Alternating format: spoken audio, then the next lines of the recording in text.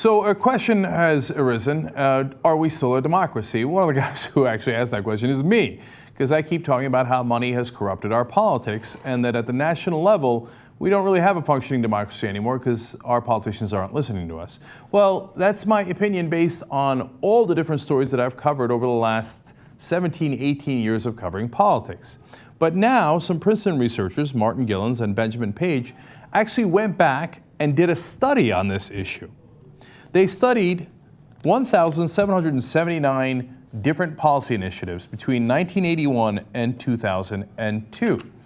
And then they published in Perspectives on Politics, a very respected journal. It's called Testing Theories of American Politics. So let's talk about how they did it. They said they then compared those policy changes, the ones that they studied, with the expressed opinion of the United States public, comparing the preference of the average American at the 50th percentile of income to what those Americans at the 90th percentile preferred, as well as the opinions of major lobbying or business groups. So now this is a really interesting way of doing it. They take an issue, they see which way did it go in the voting, right? And then they say, all right, at the time, what was the public opinion poll on the 50th percentile? And then the top 10%, and then lobbyists and business groups. I'm on pins and needles as I'm reading the beginning of this story to see how it turned out. Well, I have bad news for you guys. Quote, the preferences of the average American appear to have only a minuscule, near zero, statistically non-significant impact upon public policy. Well, that is devastating. Now remember, this is before Citizens United, it's certainly before McCutcheon. And remember that we started talking about money in politics and we started talking about Wolfpack before Citizens United. That's because, as I've told you on this show many times, the two devastating cases actually came in 1976 and 1978. Buckley v. Vallejo, where they said money is speech, and 78, where they said corporations have First Amendment rights and can spend money in politics. Ever since then, it has been an evolving disaster. And since then, as you can see from this study, over 1,800 different policies, and you had almost no effect on them. Now, this would be generally called an oligarchy. So look, a lot of times that word is thrown out and people don't know what it means. So I think it's important to define it. Policy Mike defined it for you here, and I thought it was a good job, so let me read that to you. An oligarchy is a system where power is effectively wielded by a small number of individuals, defined by their status called oligarchs. Members of the oligarchy are the rich, the well-connected, and the politically powerful, as well as particularly well-placed individuals in institutions like banking and finance or the military. Now, usually, Russia is referred to as an oligarchy, and a lot of other countries that are run by a small set of elites are referred to as an oligarchy, but almost never the United States. Well, it turns out, in reality, going all the way back to 1981 is when it starts. We, in fact, were run by small elites. And to me, it's not damning of all the rich, right? Your doctor didn't have anything to do with this. Oprah didn't have anything to do with it.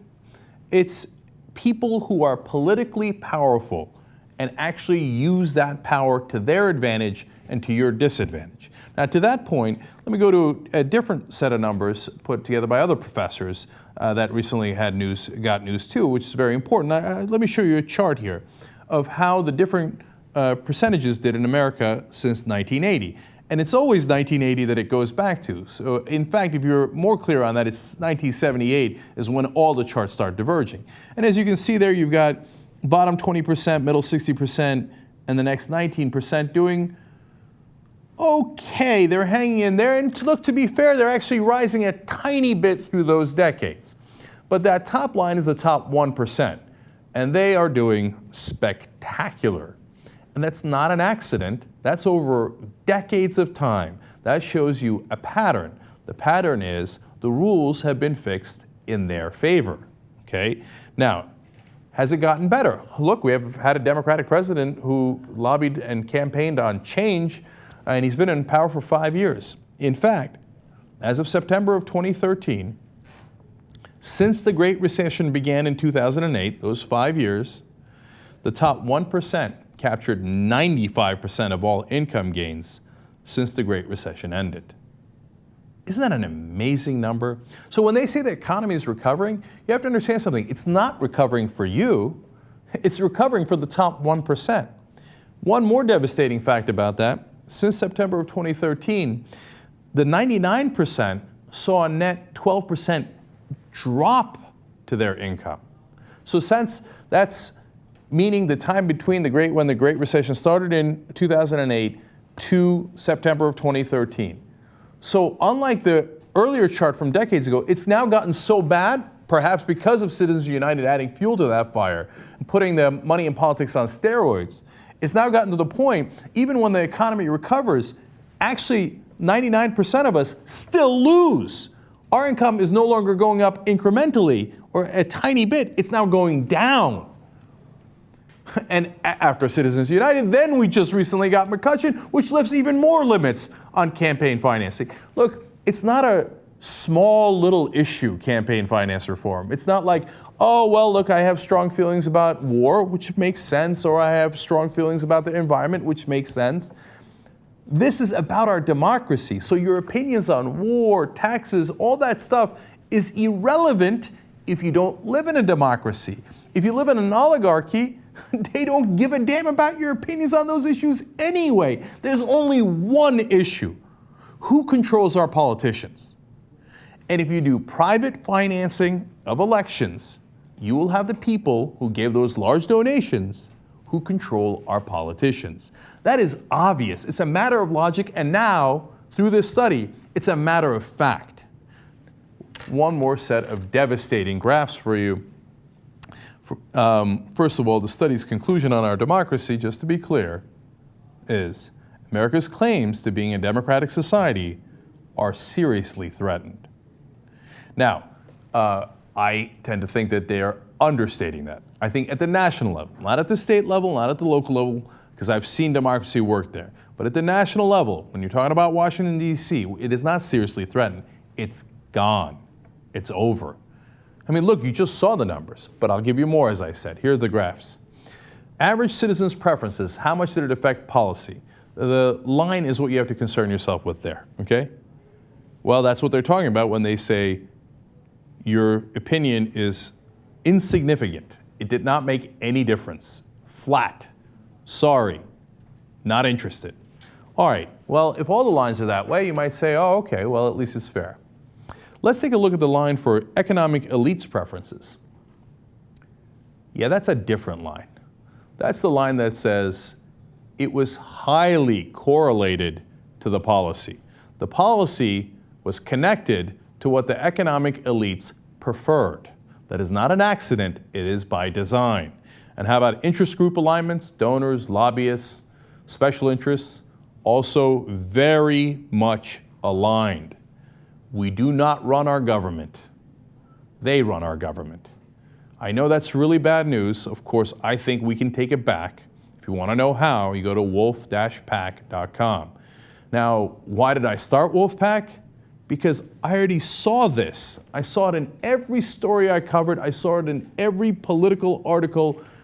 The person with more money, the side with more money, won in every single instance.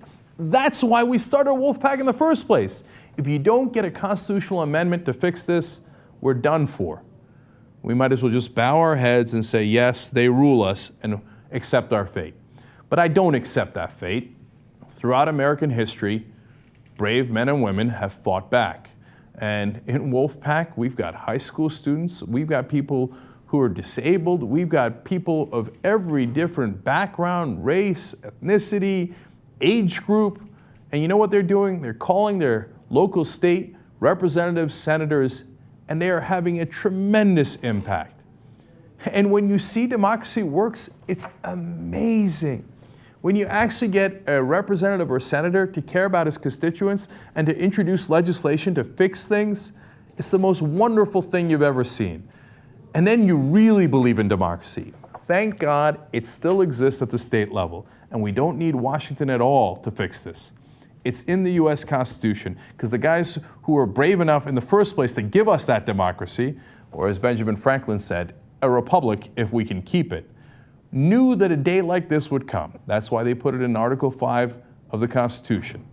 that you can get an amendment to the Constitution without using Washington at all. The states call for a convention for a specific amendment, and then the Constitution is above the Supreme Court, it's above Congress. It's the American people roaring back and saying, you know what, our government, thank you very much, we'll take that back. You see what the results are when you do nothing. Now join us and see what the results can be when we do something together. wolf-pac.com.